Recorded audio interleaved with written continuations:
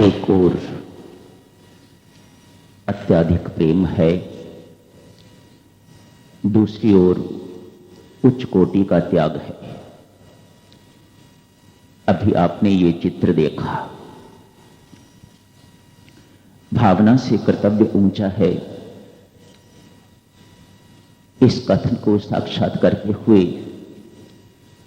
प्रभु राम, लक्ष्मण एवं मातेश्वरी सीता वन को प्रस्थान कर चुके हैं। ये नौबत क्यों आई है? जो दिखाई देता है भक्तजनों, हर चीज के पीछे तो परमेश्वर का हाथ है, उसकी अपनी रचना है, उसकी अपनी इच्छा है। वह बात थोड़े समय के लिए भूल के जो दिखाई देता है, जो पड़ा है, उसके अनुसार ये परिणाम, ये नौबत क्यों आई है? यही कहना होगा ना। कोई कितना भी धैर्यवान क्यों ना हो, कोई कितना भी नीतिज्ञ क्यों ना हो, सदाचारी क्यों ना हो, गुरु भक्त भी क्यों ना हो, विद्वान क्यों ना हो, ज्ञानी क्यों ना हो, धर्माचरण भी करने वाला क्यों ना हो, बहुत कुछ जानने वाला भी हो, सब कुछ जानने पहचानने वाला हो, अनुभवी हो, सब कुछ भी हो, पर यदि कुसंग की घड़ी उसके ऊपर आ जाती है तो वह बच नहीं सकता। ये कुसंग थोड़ी देर के लिए अपना रंग, थोड़ी देर के लिए रह के अपना रंग चढ़ाए बिना नहीं रहता। इस कुसंग के कारण ही ये सब कुछ हुआ है। मंथरा के कुसंग ने मां कैकेयी की बुद्धि को भ्रष्ट कर दिया है, परिवर्तित कर दिया है, विकृत कर दिया है। मां कैकेयी स्वभाव से इस प्रकार की नहीं, राम को कहीं अधिक प्रेम करती है भरत की अपेक्षा। आज अचानक क्या हो गया है? आज राम में और भरत में उसे भेद लगने लग गया है। क्यों? बीच में मंथरा नामक कुसंग आ गया है और संत महात्मा इस कुसंग को भेद बुद्धि कहते हैं, अविद्या माया कहते हैं। ये बीच में आ गई है और इसने आके तो दोनों पे भेद डालने के लिए, दोनों में पृथकत्व डालने के लिए, अलगत्व डालने के लिए कुछ न कुछ छू मंत्र कर दिया है, दीक्षा दे दी है। कैकेयी को अपना अपना ही होता है और पराया पराया ही होता है। कैकेयी को दीक्षित कर दिया है इसने। इससे पहले, दीक्षित होने से पहले अपना काम तो वह करती जा रही है। जैसे ही वह महल में प्रवेश करती है, कैकेयी सोई हुई है, जाके बहुत कुछ बताती है उसे, उठ नहीं तो जिंदगी भर सोई रहेगी, इत्यादि इत्यादि। जैसी महिलाएं बातें करती हैं वैसी ही उसने भी बात करी। कोई उस वक्त उसके ऊपर भी तो कोई बैठा हुआ है, उसको भी चलाने वाला। संभवतः करेंगे चर्चा इस बात की भी, कौन है सूत्रधार इस सब चीज के पीछे। मंथरा को कहती है कि कई खबरदार, यदि इससे आगे बोली तो मैं तेरी जबान काट दूंगी। मंथरा मन ही मन कहती है, यदि मैंने अपनी जबान तेरे मुख में न डाल दी तो मैं मंथरा नहीं। और वही उसने किया, अपनी जुबान उसने कैकेयी के मुख में डाल दी। अब मंथरा की वाणी जो है वह बोल रही है। पुनः कहूंगा, राजा अश्वपति की पुत्री कैकेयी स्वभाव से इतनी गंदी नहीं थी जितनी गंदी हो गई है मंथरा के कुसंग के कारण। कोई और कारण भी होंगे, पर स्पष्टया अभी तो यही दिखाई देता है, मंथरा का कुसंग।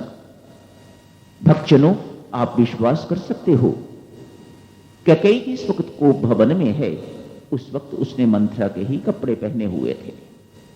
मानो अपना सब कुछ कितना कितना रंग चढ़ा दिया, अपना सारे का सारा रंग जो है वह कैकेयी के ऊपर चढ़ा दिया।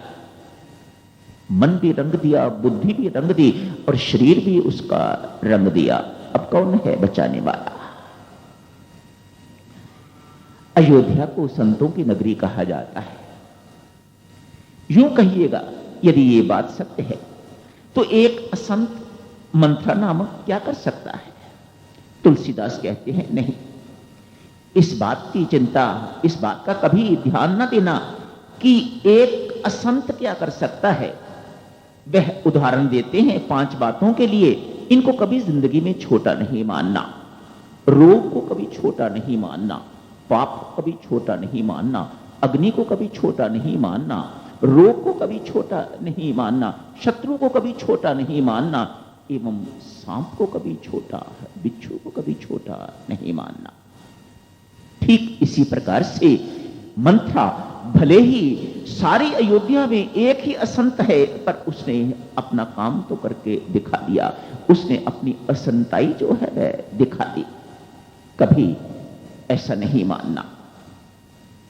आखिर क्या किया है उसने? पुनः आपको याद दिला दूं, ये भेद बुद्धि जो है वह थोड़े समय के लिए उदाहरणों से स्पष्ट करता हुआ आपकी सेवा में इस प्रकार से कहता हूं। जैसे यूं कहें, हम हांसी के हैं, ये दिल्ली के हैं, हम जलंधर के हैं, ये कलकत्ता के हैं, इसे भेद बुद्धि कहा जाता है। हम इनकी सहायता क्यों करें, हम इनके साथ क्यों बोलें? ये बोलें जो अपने साथ लाए हुए हैं, वह बोलें इनके साथ, हम तो जो अपने हैं उनके साथ बोलेंगे। ये भेद बुद्धि है। भक्तजनों, इनसे कोई फर्क नहीं पड़ता। मैं आपको एक बिल्कुल जीवंत उदाहरण इस प्रकार की दे रहा हूं ताकि ये बात हम सबकी बात समझ में आ जाए। इससे कुछ फर्क नहीं पड़ता। तो परमात्मा का काम है, कोई पढ़े कोई ना पढ़े, किसी के साथ पढ़े किसी के साथ ना पढ़े, किसी का बिगाड़े कुछ, कोई फर्क नहीं पड़ता। ये परमात्मा का काम है, ये तो होके रहेगा। आप किसी को ऊंची आवाज दो, किसी को नीची आवाज दो, किसी को खराब आवाज दो, इन बातों से कुछ फर्क नहीं पड़ता। पर एक बात तो स्पष्ट होनी चाहिए, भाई आपके अंदर इस वक्त मंत्रा सक्रिय है और कुछ ना सही। इस बात से कोई फर्क नहीं पड़ता। ये तो परमात्मा का काम है, इसे कोई रोक नहीं सकता, कोई माई का लाल नहीं रोक सकता, ये तो चलता रहेगा।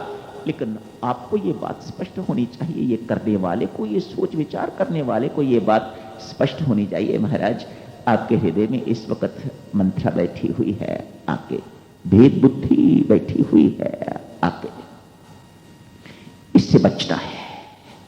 अविद्या माया इसे कहते हैं भक्तजनों। इसका काम ही यही है। शूर्पणखा का भी यही काम है। वह सीता और राम को अलग करना चाहती है। रावण में भी ये बुद्धि स्वभावतः पाई जाती है, इसलिए वह सीता को चुरा के राम से अलग करके ले जाता है। मंथरा में भी ये बुद्धि बड़ी प्रचुर मात्रा में पाई जाती है। कैकेयी संस्कार यदि यूं कहिएगा अपने पिता के लेके आइए, रात को करेंगे भक्तजनों ये बात। कैकेयी की मां भी बिल्कुल कैकेयी की तरह ही थी। तो है ना बात ठीक? जैसी मां वैसी बेटी, जैसा पिता वैसा पुत्र। मानो कुछ न कुछ संस्कार, कुछ न कुछ संस्कारों का भाग तो इनसे हमें मिलता ही है। अध्यापक से मिलता है, गुरु से मिलता है, संगी साथियों से मिलता है, तो माता पिता से भी संस्कार तो मिलते ही हैं। कैकेयी के पिता तो राजा अश्वपति हैं, जिससे संत महात्मा भी ब्रह्म विद्या सीखने के लिए जाते हैं। उपनिषदों में कथा आती है इस प्रकार की। लेकिन ये कुसंस्कार कहां से आया होगा? स्पष्ट है, कहीं ना कहीं से कुसंस्कार तो इस हृदय में आया ही है, पड़ा ही होगा। तभी ये जागृत हुआ है और तभी ये फलीभूत हुआ है, तभी इसने ये कुकर्म, तभी ये उसने अनर्थ करके दिखाया है। कहते हैं कुसंस्कारों से सदा हर एक को डरते रहना चाहिए, इसीलिए चित्त की महिमा गाई जाती है। इसलिए कहते हैं भाई, जब तक चित्त की शुद्धि नहीं होती तब तक साधना जो है वह ऐसे ना समझो कि वह सफल हो गई है।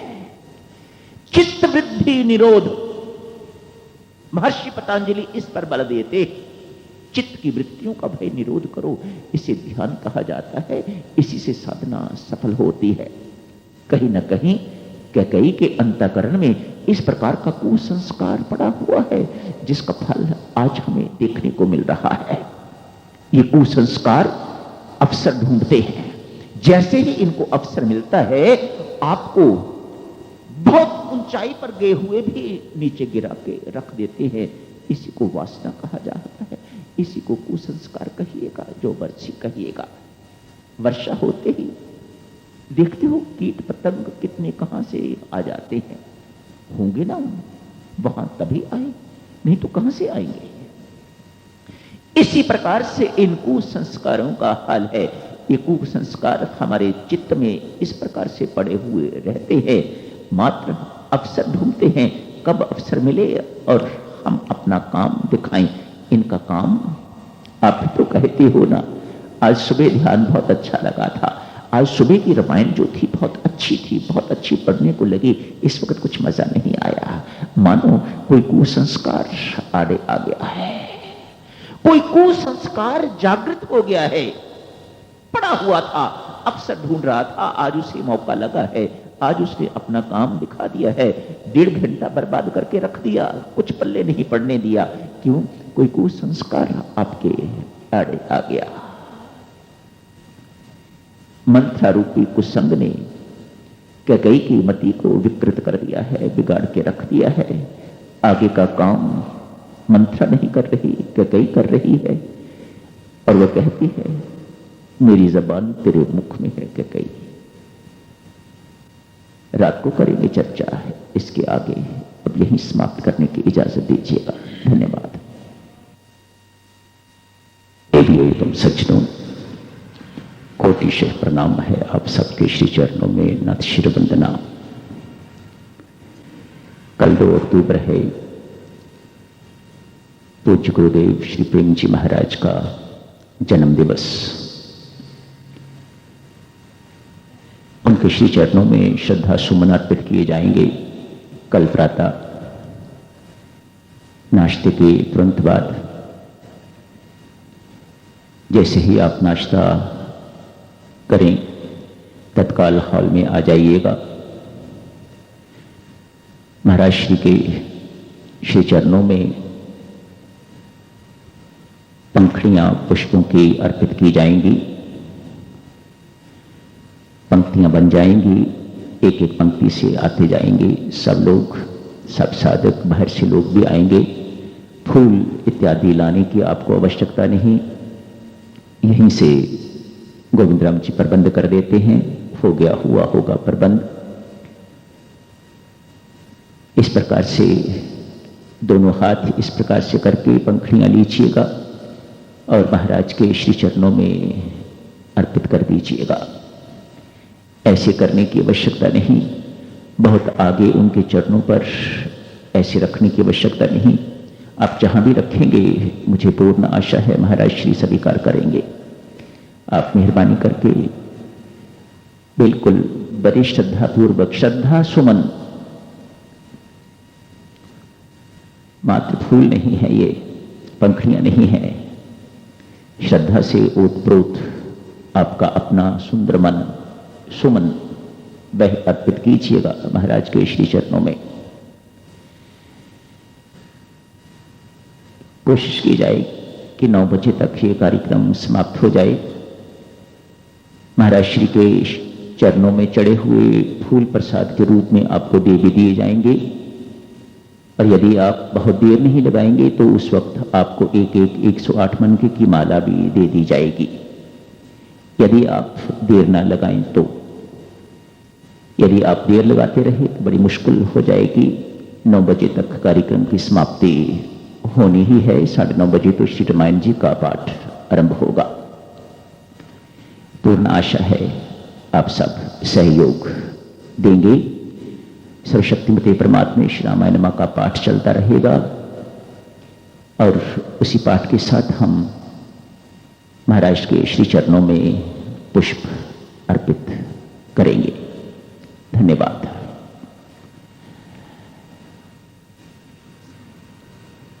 रामायण जी की चर्चा को आगे बढ़ाते हुए मंत्रा को थोड़ा और समझ लें। भले ही ये ताड़का या मंत्रा हमें बाहर तो दिखाई नहीं देती, पर हमारे भीतर तो विराजमान है ये, और भीतर हम देखते नहीं। बाहर तो दिखाई देता है, आंखें बाहर की ओर देख सकती हैं, भीतर की ओर देखती नहीं। पर अनुभव तो ये कहता है, स्पष्ट दर्शाता है इस वक्त ताटिका काम कर रही है, भीतर शूर्पणखा काम कर रही है, या मंत्र। दो टूटे हुओं को जो जोड़ दे तो वह तो है राम, जो दूरी देरी को मिटा दे वह है राम, जो जुड़े हुओं को तोड़ दे वह है मंत्र, जो उनको तोड़ फोड़ के रख दे वह मंत्र है। कभी कभार जाने अनजाने हमसे इस प्रकार की बात हो जाती है जिससे दो व्यक्तियों में दूरी हो जाती है या हो जाए। कभी प्रयास भी होता है, कभी अनायासी हो जाता है। दो व्यक्तियों में जब दूरी हो उस वृत्ति को मंत्र कहते हैं। किसी भी ढंग से हो, आप मुख से लिख के करें, मुख से कहें, बात थोड़ी सी तोड़ मोड़ के इस प्रकार से करें, समझ लीजिएगा कि इस वक्त मंत्र सक्रिय है। भक्तजनों, जैसे ही मंत्र आती है तो राम दूर चले जाते हैं। अभी देखा ना आपने, मंत्र का आगमन हुआ कि कई के हृदय में मंत्र ने निवास कर लिया है तो राम दूर चले गए हैं, दशरथ से भी दूर चले गए हैं। उनके हृदय में भी किसी न किसी प्रकार की मंत्र ने प्रवेश किया हुआ है। वह काम कहिएगा, कुछ कहिएगा, पर कुछ न कुछ तो उनके हृदय में भी हुआ है जो राम को दूर कर देता है। थोड़ी देर में समय लगा तो करेंगे थोड़ी इस बात की चर्चा। अभी मंत्र को ही समझते हैं। भेद बुद्धि है ये, द्वैत बुद्धि है ये। यदि हमारा राम, हमारा घर एक है, हम एक ही की संतान हैं, तो फिर दो कहां से आ गए? द्वैत बुद्धि पैदा करती है ये मंत्र। अपना अपना है, पराया पराया है। अरे अपने ही काम आते हैं, इसलिए तो भक्त की बात सोच। ये राम ने काम नहीं आना, ये कुशल्या ने काम नहीं आना, अपने ही काम आएंगे। जैसे मैं तेरे काम आ रही हूं, देख किसी ने आके तुझे कोई आके सलाह अच्छी नहीं दी, किसी ने आके तुझे बताया नहीं, मैं तेरी अपनी हूं, मैं तेरी अपनी ही काम आई हूं। अपने मायके से लेके आई हुई है मंत्रा को कई साथी लेके आएगी, और कोई नहीं लेके आया दासी, लेकिन ये दासी साथी आई हुई है। परमेश्वर ने कोई विशेष काम जो लेना होता इससे, ये ना होती तो शायद रामायण चलती ही ना, खत्म हो जाते। सो मंत्रा की भूमिका भी बड़ी आवश्यक भूमिका है। भगवान ने कोई चीज निरर्थक बनाई ही नहीं है। देवियों सज्जनों, कुछ भी देख लो आप, हर एक का किसी न किसी ढंग से मतलब है। मंत्रा ना आई होती कैकेयी के जीवन में तो रामायण ठप हो गई होती, रामायण चलती ना आगे। बस जितनी है पर्याप्त है। मंत्रा आ जाती है कैकेयी के जीवन में, द्वैत भाव पैदा करती है, लड़ाई झगड़ा पैदा करती है, आपस में दूरी बना देती है ये मंत्रा। ये मंत्रा ऐसी ही वृत्ति है, हमारे अंदर भी कभी ना कभी आई रहती है। जब हम काम किया करते थे तो बहुत अच्छा काम होता था। अब औरों ने करना शुरू कर दिया है, हमें उनकी सहायता देने की आवश्यकता नहीं है। जब ना सहायता मांगने की आवश्यकता है, ना सहायता देने की आवश्यकता है, तो समझ लीजिएगा साधक जनों, कहीं ना कहीं मंत्रा काम कर रही है। स्वामी जी महाराज भी ये सोचें, मैंने अनेक वर्ष अमुक स्थान पर बिताए हैं, इसलिए मेरा उसी स्थान के साथ ही सब कुछ है, बाकी स्थान मेरे लिए कुछ नहीं है। तो ये स्वामी जी महाराज को बिल्कुल शोभा नहीं देता, और स्वामी जी महाराज ऐसा कर ही नहीं सकते। क्यों? उनकी तो मंत्रा मर गई हुई है और हमारी मंत्रा अभी जीवित है। ये बातें हम तो सोच सकते हैं, और हम सोचते ही हैं, हम करते भी हैं ऐसी बातें। ये अपने पराये का सिलसिला तो हम बना के रखते हैं। मध्य प्रदेश के हैं, यूपी के हैं, पंजाब के हैं, हिमाचल प्रदेश के हैं, दिल्ली के हैं। अब जब से दिल्ली वालों ने काम संभाला है, हमें कोई सहायता करने की इनकी आवश्यकता नहीं, और मीन में एक निकालेंगे ताकि ये सिद्ध कर दिया जाए जब हम करते थे तो बहुत अच्छा काम होता था। समझ लीजिएगा भक्तजनों, आप जितने मर्जी बड़े हो, समझ लीजिएगा उस वक्त मंत्रा काम कर रही है ना, मंत्रा काम कर रही है, सक्रिय है अंदर। आप भले ही ऊपर से बहुत जाप पाठ इत्यादि करने वाले हैं, पर कभी ना कभी जब ये वृत्ति आ जाती है तो समझना चाहिए कि मंत्रा भीतर सक्रिय हो गई है, मंत्रा हमारे जीवन में आ गई है। आज सुबह अर्ज करी थी आपसे, राजमहल में रोज कथा होती है। महर्षि विशिष्ट सारे जितने भी कर्मचारी हैं उनको, या जितने भी राजमहल में रहने वाले हैं, राज परिवार के जितने भी सदस्य हैं, सब रोज महर्षि विशिष्ट से कथा सुनते हैं। और कथा महर्षि विशिष्ट द्वारा सुनाई हुई कोई साधारण कथा